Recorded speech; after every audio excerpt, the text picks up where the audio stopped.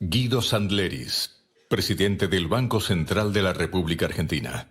Fue secretario de Política Económica del Ministerio de Hacienda y subsecretario de Finanzas de la provincia de Buenos Aires. Fue investigador visitante en la Reserva Federal de Minneapolis, el Banco Central de Chile, el Banco Interamericano de Desarrollo y el Fondo Monetario Internacional. Dirigió el Centro de Investigación en Finanzas de la Universidad Torcuato Di Tella y fue decano de su Escuela de Negocios. Es licenciado en Economía por la Universidad de Buenos Aires. Cuenta con una maestría en Economía de la London School of Economics y es doctor en Economía por la Columbia University. Arrancó. Bueno, Presidente. Buenos días, muchas gracias a todos por haber venido. Antes que nada, hoy es un día especial para la comunidad judía, déjenme decir Shana Tová para todos, feliz año, y agradecer a los organizadores del evento por la oportunidad de hacer esta presentación. Quiero aprovechar esta oportunidad para volver a plantear la necesidad de generar consensos políticos básicos acerca de los principios que tienen que regir nuestra economía. Argentina está pasando momentos difíciles.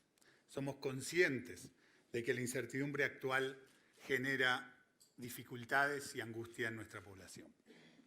Es en tiempos como este, de fuerte incertidumbre, donde los desequilibrios macroeconómicos que hemos acumulado por años tienen impacto palpable en la vida cotidiana de la gente. Hoy no quiero detenerme en los eventos más recientes, sino en lo que necesita nuestra economía para salir adelante. Todos los que estamos acá sabemos que tras las PASO se sucedieron un salto en el riesgo país, una depreciación de nuestra moneda, el reperfilamiento de la deuda y el control de cambios. Y también sabemos que nuestra economía no era lo suficientemente fuerte para enfrentar de manera adecuada la incertidumbre que vivimos. Hace tiempo ya que la economía argentina tiene dificultades. Si tomamos los últimos 8 años, es decir, los últimos 2 periodos presidenciales, y comparamos el crecimiento promedio de la Argentina con el de los países de la región, veremos que Argentina está en el podio de los países que menos crecieron. Esto es válido para los 8 años, para los primeros 4 años, para los últimos 4 años de ese periodo. Si miramos la inflación, el mismo resultado. Argentina entre los países con mayores aumentos de precios de la región. Entre 2008 y 2019, por ejemplo, el crecimiento habrá sido en Argentina de solo 0,7% anual. Esto es un muy mal registro. Es menos de la mitad del crecimiento de la región. Está por debajo del crecimiento de nuestra población. ¿Sí? Esto quiere decir que año tras año, en promedio, cada argentino vio cómo su nivel de vida se deterioró en la última década. Aún peor, esto ocurrió con una inflación que en promedio fue mayor a 30% anual, cuando en la región fue de solo 5%. ¿Por qué ha sido tan malo el desempeño económico argentino en algo más de una década? La razón por la cual Argentina no creció, no logró bajar la inflación y tampoco logró bajar la pobreza en la última década, es que no hay esquema económico que pueda ser exitoso sin mínimos consensos políticos acerca del mismo. Por consensos, no me refiero a grandes pactos entre fuerzas políticas o compromisos públicos anunciados con bombos y platillos. Se trata simplemente de ser consistentes en el tiempo en la aplicación de ciertos principios económicos básicos. La región muestra varios ejemplos en este sentido. En Chile se alternan coaliciones de centro-derecha y centro-izquierda y, sin embargo, no se modifican algunos principios básicos que rigen su política económica. En Brasil, cuando Lula llegó al poder, no modificó la política monetaria prudente que había permitido bajar sustancialmente la inflación en los años anteriores. Y la inflación siguió bajo control. En Uruguay, la llegada del Frente Amplio en 2005 profundizó los equilibrios macroeconómicos en los que había comenzado a avanzar el Partido Colorado. Necesitamos lograr lo mismo en nuestro país. Voy a sugerir hoy 3 principios económicos básicos que deberían ser parte de los consensos políticos que mencionaba. Todos los países que han logrado crecer en forma sostenible y con baja inflación los han implementado. El primer principio es no gastar sistemáticamente más de lo que se recauda.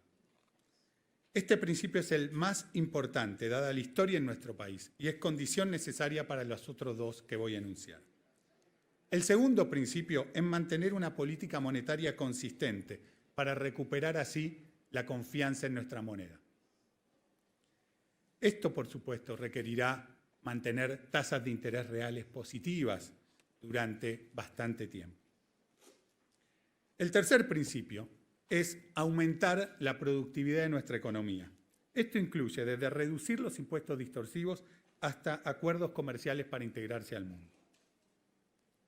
Más allá de haber cometido errores, este gobierno ha avanzado en los 3 principios mencionados.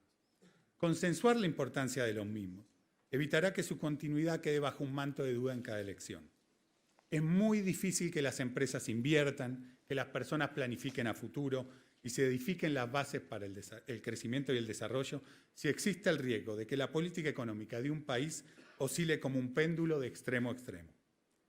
Déjenme darles una visión cautelosamente optimista sobre el consenso acerca del primero de los principios que mencionaba, el equilibrio fiscal.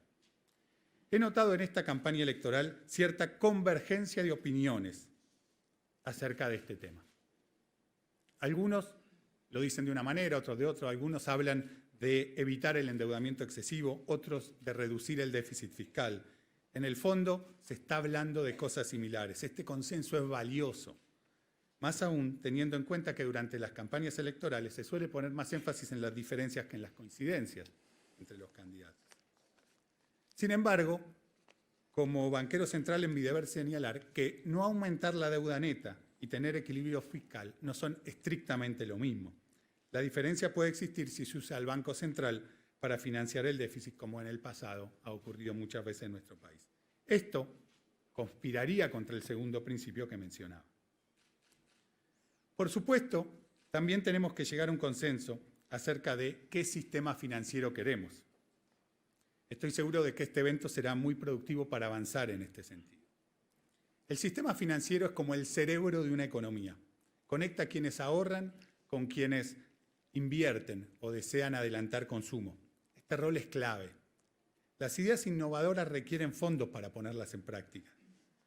El sistema financiero asigna ahorros a estos proyectos, ayudando a que los mismos se concreten. Así, la productividad de la economía, el tercer punto del que hablaba, el tercer principio del que hablaba, crece. Lamentablemente, nuestro sistema financiero no cumple hoy adecuadamente este rol. Es demasiado chico, presta poco y, en general, a plazos muy cortos. La causa principal de este fenómeno tiene que ver con la inestabilidad en la que ha estado sumergida nuestra economía durante tanto tiempo. Y esta inestabilidad, creo yo, es el resultado de la ausencia de los consensos que mencionaba. Una macroeconomía equilibrada permitirá que la gente confíe más ahorros al sistema financiero y que lo haga por un tiempo más largo. Las tasas de interés serían más bajas, sin dejar de ser atractivas para el depositante. Esto permitirá un financiamiento más accesible para quienes deseen invertir o adelantar consumo. Decía antes que Argentina había tenido dificultades para construir, para encontrar consensos básicos acerca del funcionamiento de su economía. Sin embargo, una excepción destacable a esto tiene que ver con la regulación prudencial del sistema financiero. Hace más de 15 años, el Banco Central estableció regulaciones que limitan fuertemente la exposición de los bancos al sector público y dividió al sistema financiero, al sistema bancario, en 2 segmentos, dólares y pesos, casi totalmente aislados en la práctica. La regulación estableció también que en forma precautoria los bancos deben mantener niveles muy elevados de liquidez, mucho más elevados que los estándares internacionales. Todas las administraciones desde entonces han respetado estos principios. Este es un ejemplo de un consenso básico que sí hemos sabido construir y que protege a los ahorristas. Gracias a ello, y a pesar de la volatilidad de las últimas semanas, el sistema financiero está sólido. Quiero terminar con un mensaje optimista en medio de tanta incertidumbre. Conozco el potencial innovador de nuestro país. Esa fuerza, esa creatividad está ahí, latente. Sin embargo, se expresa a cuentagotas. Tenemos que desatar esas fuerzas. Si construimos los consensos necesarios para terminar de ordenar nuestra economía, lograremos crecer de manera sostenida, bajar la inflación y mejorar la calidad de vida de todos los argentinos. Muchas gracias.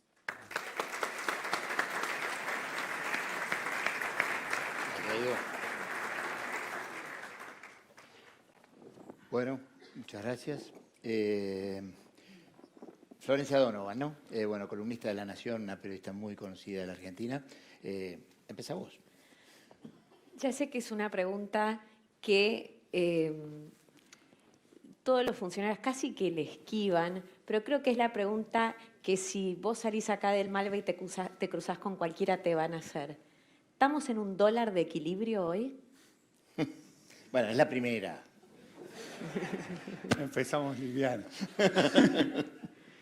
Mira, yo creo que una forma de evaluar si el tipo de cambio es competitivo, que al final es eso lo que me estás preguntando, es mirar la relación entre lo que es el valor del tipo de cambio real hoy y lo que ha sido en el pasado. Por supuesto que hay factores que van modificándolo en el tiempo, pero uno ve que el tipo de cambio real hoy está en los niveles más competitivos que hemos visto casi en la última década, con lo cual yo te diría que sí, que es competitivo.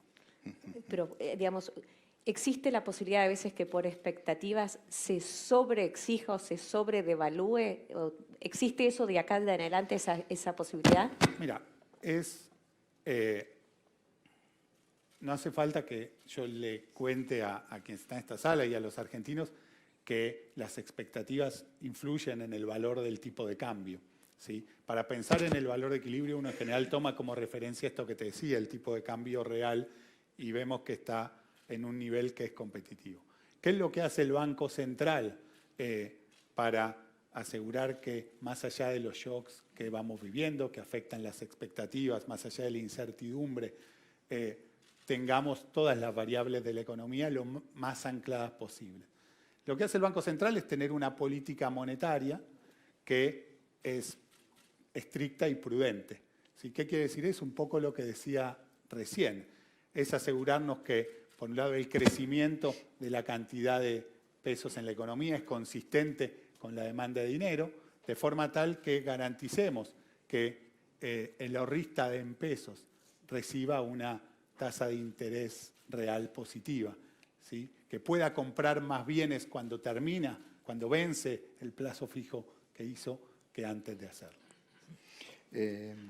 Saneris, bueno, en la Argentina en los últimos 70 años los argentinos lo que hicimos fue comprar dólares, digamos, ¿no? Y tenemos ahí una masa, se conoció el dato del INDEC de que hay unos 304.000 millones de dólares que están, es lo que se conoce habitualmente como el colchón, ¿no?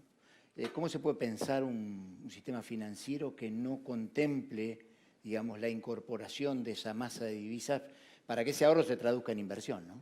Yo creo que ese es uno de los grandes desafíos que tenemos por delante. Es un poco lo que decía recién, cuando yo enunciaba 3 principios. El primero, que creo que es el clave, el equilibrio fiscal. Para a partir de eso poder construir los siguientes. El segundo principio que mencionaba es asegurar que la política monetaria sea consistente con estabilidad monetaria, financiera, y que eso requería tasas de interés real positivas. La confianza en nuestra moneda, que es lo que recuperaremos si logramos implementar esto consistentemente en el tiempo, va a permitir que este proceso que vos describías, Daniel, se vaya revirtiendo. Pero son muchos años de incertidumbre, son muchos años en los cuales no hemos sabido como sociedad alcanzar estos consensos básicos que la mayoría de los países han alcanzado, que les ha permitido tener un crecimiento sostenido, tener inflación baja, países de la región, otros países del mundo. Entonces yo creo que en la medida en que consistentemente respetemos estos principios que mencionaba y se constituyan en consensos que, más allá de quién gobierne, se cumplan, vamos a ir recuperando de a poco la confianza en nuestra moneda y esta economía que hoy es muy bimonetaria, donde el dólar tiene un rol tan importante, se va a ir transformando en una economía donde el ahorrista va a pensar en nuestra moneda como una moneda en la cual es atractivo ahorrar. Muchas pequeñas empresas, muchas grandes empresas se quejan hoy del nivel de tasas de interés, niveles de tasas que dicen que son, digamos, imposibles para la actividad productiva. También escuchamos del otro lado en la campaña presidencial propuestas de baja de tasas. ¿Se puede bajar las tasas de interés? Porque hoy estamos hablando de tasas de interés reales, positivas en más de 20 puntos, ¿no? Tranquilamente 25 puntos. ¿Se podría pensar en una baja de tasas o por qué no se puede pensar en una baja de tasas? Mira, es más que evidente que las tasas de interés en Argentina son muy altas. Creo que esto es como decía, el resultado de nuestra historia. ¿Sí, Daniel? Voy a relacionar la pregunta recién de Daniel con la que me haces vos, Florencia. Daniel enfatizaba recién que qué nos pasa a los argentinos que llevamos décadas en donde lo único que hacemos es comprar dólares como mecanismo de ahorro. ¿Sí? Y bueno, hemos terminado así como sociedad porque han sido muchos años en los cuales aquel que ahorraba en pesos perdía. ¿Sí? Eso es lo que este Banco Central está tratando de revertir con tasas de interés real positivas. Y la tasa de interés es alta porque la incertidumbre es alta y porque arrastramos esta historia de muchos años. No nos olvidemos también que venimos de atravesar un momento de mucha incertidumbre hace un par de semanas no más. ¿Sí? Y si uno mira cómo ha sido el comportamiento de los depósitos en este periodo, ve que los depósitos en pesos, ¿sí?, siguieron creciendo aún durante este periodo de incertidumbre.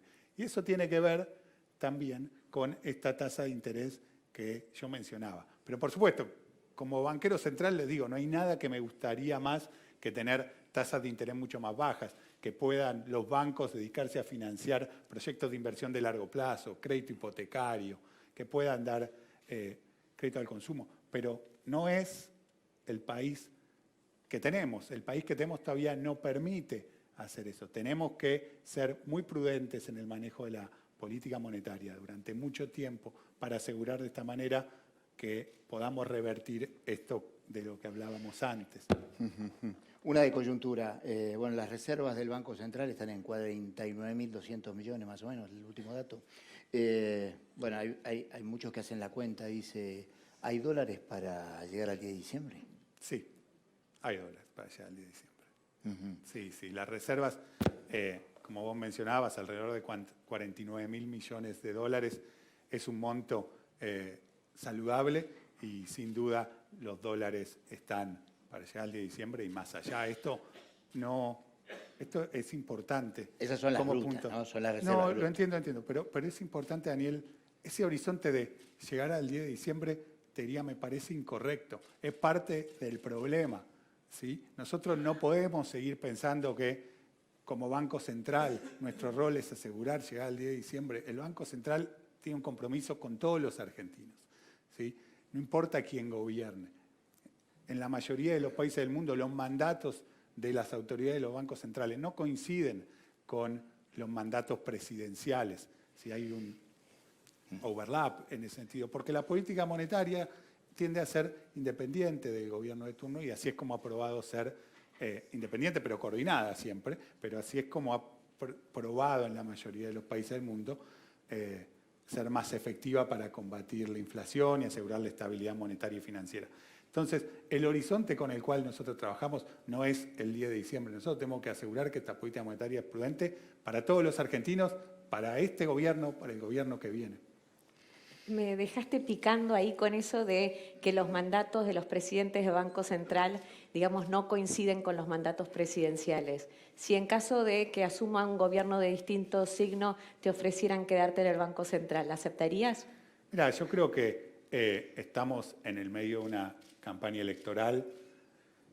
Tenemos que dejar que este proceso decante temprano para hablar de eso. Desde mi punto de vista, igual creo que lo más importante son las políticas. ¿Sí? La continuidad de políticas más allá de la continuidad de nombres. Pasó algo infrecuente la semana pasada, Sanleris, que fue que el Banco Central dio a conocer una lista de gente que compró más de $10.000 particulares, ¿no? Que es el límite máximo para el atesoramiento.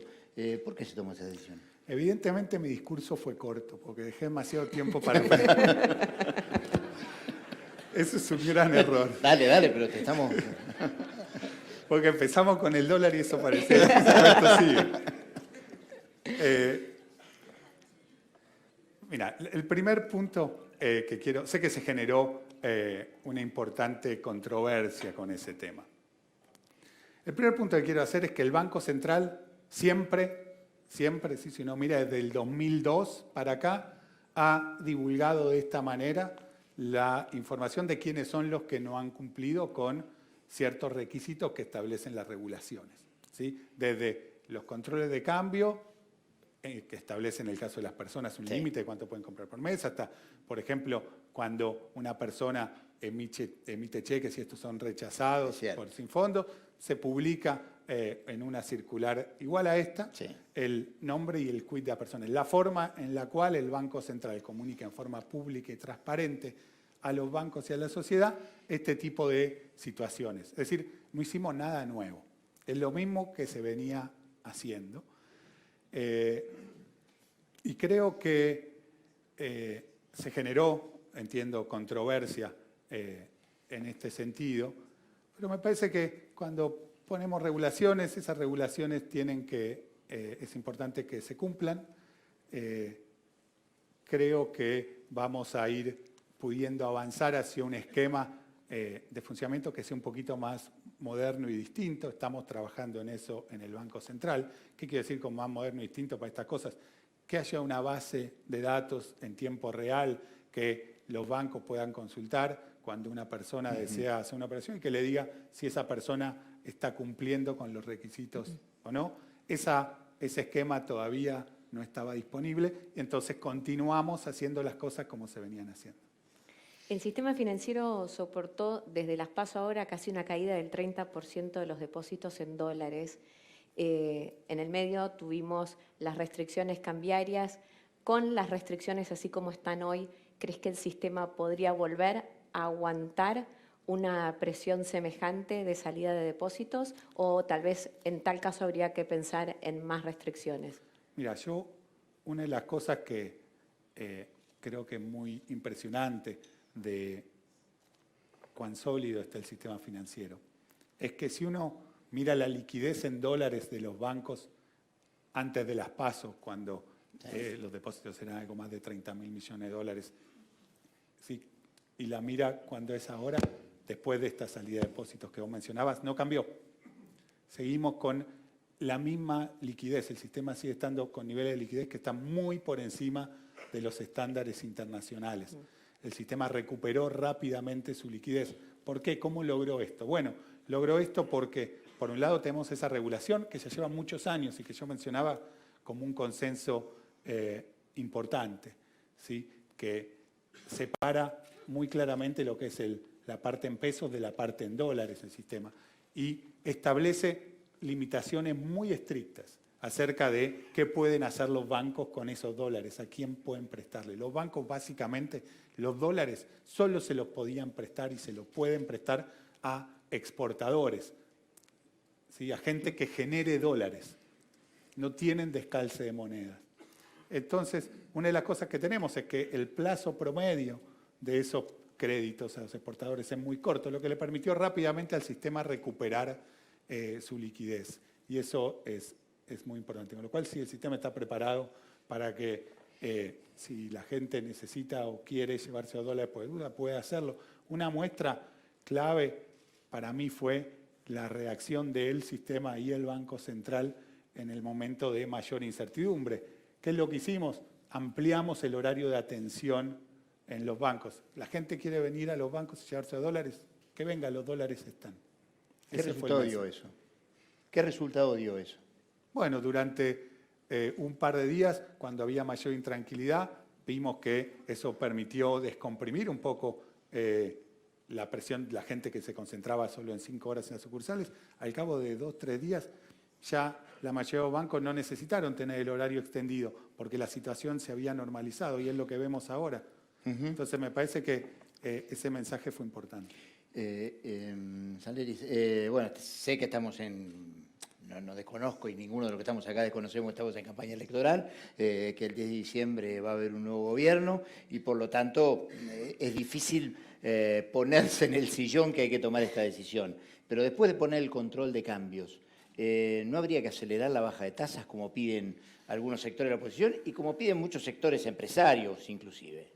Mira, Daniel, yo creo que ese es un tema muy importante y creo que va a este segundo principio que mencionaba. Creo que lo que estamos viviendo en este momento en términos de combinación de control de cambios con una política monetaria prudente que intenta que ahorrar en pesos sea atractivo para la población, ¿sí? Porque la tasa de interés real es positiva, es un fenómeno que no hemos visto. Nosotros no hemos visto en el pasado, ¿sí? En el pasado usualmente teníamos el control de cambio, generaba cierta represión financiera y entonces el que tenía pesos o ahorraba pesos terminaba viéndose perjudicado porque el retorno real que recibía por sus ahorros era negativo. Yo creo que nuestra incapacidad para construir una moneda sana tiene que ver con haber abusado de esas situaciones. Nosotros en el Banco Central creemos que el control de cambios no es un reemplazo para una política monetaria prudente que busque seguir construyendo una moneda sana. Creemos que es un complemento en un momento de alta incertidumbre, pero no lo reemplaza. Entonces, nosotros hemos comenzado un proceso de descenso de la tasa consistente con cierta recuperación que veíamos o que proyectamos en la demanda de dinero. La tasa sigue siendo alta, pero esa reducción en la tasa tiene que ser gradual, tiene que acompañar a la reducción de la inflación. El Banco Central estableció para septiembre un piso de tasa de 78% y de 68% para octubre. Y en la medida en que logremos continuar o volver a reducir la inflación, en la medida que vayamos viendo que la demanda de dinero empieza a recuperarse, podremos seguir bajando la tasa de interés. Guido, en un momento todo el mundo hablaba de las LEBACs, la gente directamente en vez de hacer plazo fijo compraba LEBAC, después se acabaron las LEBAC y aparecieron las LELIC, y ahí la gente dejó de palpar, digamos, el beneficio directo de lo que era la tasa de interés del Banco Central, y de hecho hay como una especie de idea en la gente de, bueno, acá se la están llevando todos los bancos, el negocio de los bonos del Banco Central con los bancos, y también esta idea y que es una bomba de tiempo en algún punto, toda esta cantidad de títulos emitidos. ¿Cómo ves vos el tema de las LELIC? ¿De qué manera crees que se va a terminar desarmando? Porque, bueno, eventualmente la realidad es que supongo que todos los bancos preferirían darle crédito al sector privado y no al Banco Central, ¿no? Mira, quiero separar la respuesta en 2 partes, ¿sí? Primero quiero hacer algunas distinciones entre cómo funcionaban las LEBAC y cómo funcionan las LELIC. Y a partir de eso quiero después señalar que me parece que hay una enorme confusión acerca del riesgo que implican las LELIC. Creo que no existe ese riesgo tan grande como sí existió en su momento con las LEBAC. Las LEBAC, como dijiste, Florencia, estaban en manos de todos, ¿sí?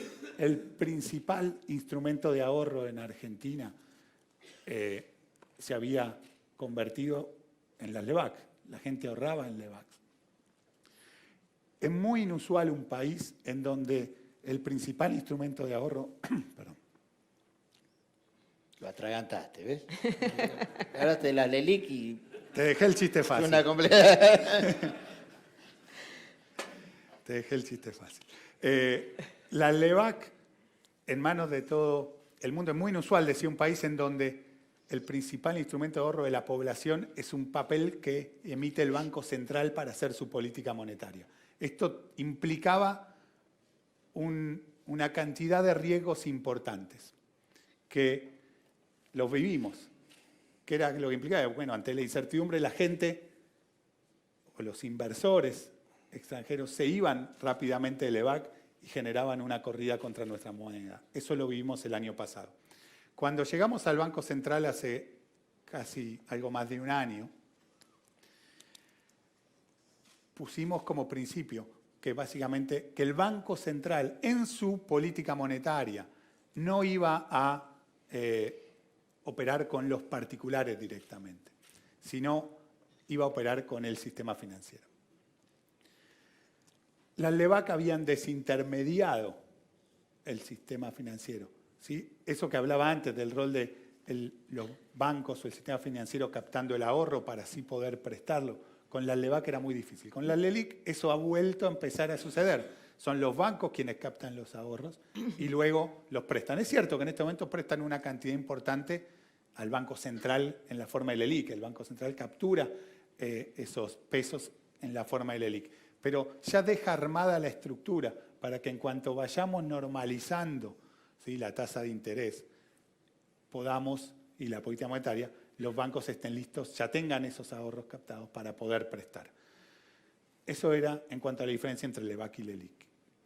El segundo punto que quería hacer era que no creo que haya un riesgo por las LELIC. Escucho usualmente esto, ¿y qué pasa si no quieren renovar las LELIC?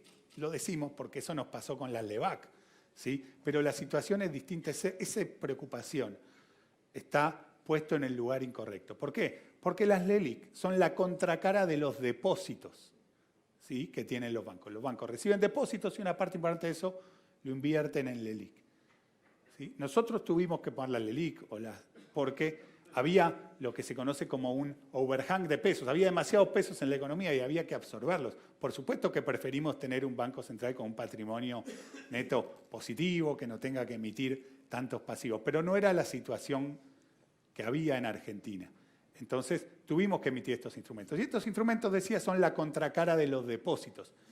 La preocupación relevante o la pregunta relevante es, ¿qué pasa si la gente decide no renovar los depósitos en pesos? ¿Sí? No es un tema de las LELIC. Mientras se renueven los depósitos, vamos a tener renovación de las LELIC.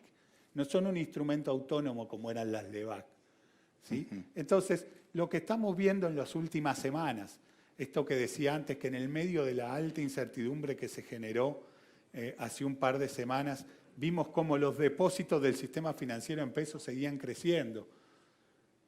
Hablan a las claras de que de a poco, partiendo de un nivel muy bajo, es cierto, de un sistema financiero que es pequeño, pero de a poco estamos logrando construir de a poquito o reconstruir esa confianza en nuestra moneda. Mientras los depositantes estén dispuestos a renovar sus depósitos, vamos a seguir teniendo demanda de LELIC, con lo cual en sí mismos no son un problema.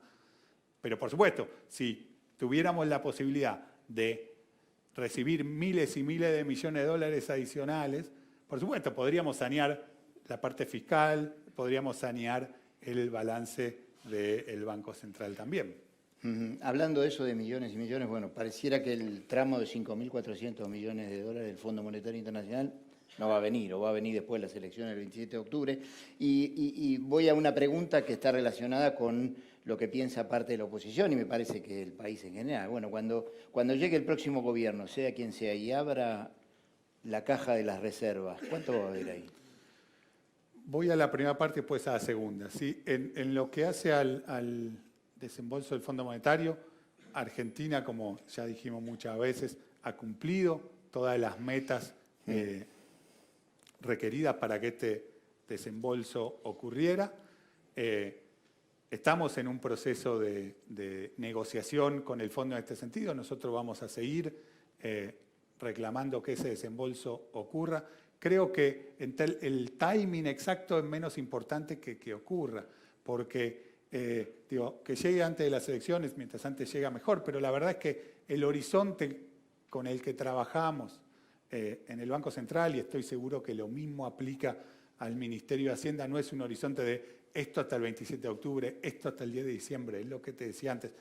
Tenemos que tener yo reclamaba o mencionaba en mi presentación la importancia de ciertos consensos políticos básicos acerca de principios económicos. Entonces, quienes tenemos la responsabilidad de hacer la política económica en este momento y reclamamos esos consensos políticos básicos, tenemos que pensar, y lo hacemos, con un horizonte temporal que no se acaba a fin de año ni se acaba el día de diciembre, sino que va mucho más allá. Y lo mismo aplica a las reservas. En el Banco Central nosotros cuidamos las reservas porque son de todos los argentinos. Entonces, por eso somos cuidadosos, por eso pusimos el control de cambios cuando nos pareció necesario. ¿Y qué feeling quedó, qué sabor quedó después de las reuniones que tuvieron la semana pasada con la gente del Fondo Monetario Internacional? Mira, ellos creo dijeron constructivas en su comunicado y creo que es eso, es un proceso, todos sabemos los que hemos estado en negociaciones con el fondo, que el fondo a veces es una institución burocrática que tiene sus tiempos, es a veces, esto lo voy a decir como si no saliera de ningún lado, irritante en lo que es todos los requisitos que impone esa burocracia, pero son positivas. Creo que nosotros hemos llevado una posición muy clara acerca de qué es lo que creemos que está sucediendo con la economía argentina y las conversaciones avanzan, siguen el ritmo. La última, normal. Florencia Donovan. Como buen hacedor de políticas públicas y un poco relacionado con esto del fondo, supongo también que hay un plan B si no llega a venir lo del fondo. Y en ese plan B muchos dicen, bueno, no solo el gobierno tiene el Tesoro necesidades de dólares, sino necesidades de pesos. ¿Podría el Banco Central emitir pesos para cubrir esas necesidades de pesos del Tesoro? Mira, lo que yo decía antes sigue siendo válido. Nosotros tenemos que llevar adelante una política monetaria prudente. El Banco Central puede emitir pesos y que eso no genere algún impacto inflacionario en la medida que haya una demanda para esos pesos. Entonces, ese es el límite. Tenemos que ser muy cuidadosos en ese sentido. Lo hemos sido y lo vamos a seguir siendo. La política monetaria que lleve adelante este Banco Central siempre va a ser muy prudente. Muchas gracias. Muchas gracias, Guido Sanleris, presidente del Banco Central. Gracias. Muchas gracias. Gracias.